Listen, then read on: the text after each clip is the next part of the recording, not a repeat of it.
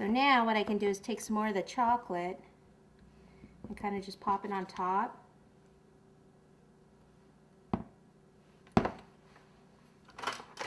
And we'll just use a little piece of acetate paper here and just kind of smooth it. You take some more. Okay, so this fills in all the little holes, so when we put the fondant over it, it'll be smoother. And it also helps keep the Rice Krispies together so they don't kind of fall apart on us. So we'll pick it up and do the side here. I like to do the top too, just so that stick doesn't come all the way through, and we'll probably put some chocolate on the back also.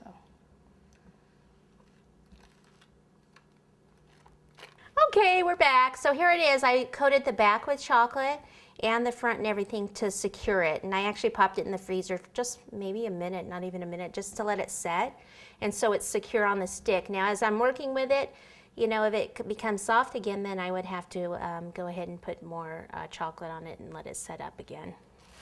Okay, so I'm gonna cover the face part first. So I've got some flesh tone fondant here. For flesh tone, you can either, AmeriColor has a color called copper, and it also says flesh tone on the label. Or if you don't have that, you can use a little bit of red and a little bit of yellow food color together, and that makes flesh. Now the nice thing about coating it with the chocolate, a lot of times the fondant will actually stick to the chocolate.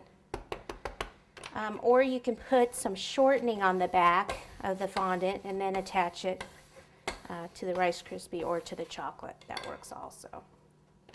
So why don't we just do that just to be sure. So just grab a firm brush. This big one will work. Something like this. Take some shortening. Okay, so I flipped it over, and then I'll just take some of the shortening. Pop it there. Bring this over. I want it right up in here. We're going to have some hair in there, so it's okay if it doesn't go all the way up there. Then cut some of this. Oops. Kind of just pull it away, so I'll just pop it back up there. All right, so now what I can do is I pull this around the back. Now, depending what you want to do, it doesn't matter too much if you cover the back or not. I mean, it's kind of up to you whether you want to cover it all. But most of the time with the back, it just depends. I mean, who it's for, who's going to see the back. The back would probably have the hair on it anyway, so you wouldn't have to really cover it all with the flesh in the back. More when we get to the hair part. In here in this little corner where you can't get in there, use like this paintbrush to get in there. So I've just kind of flipped it around like this.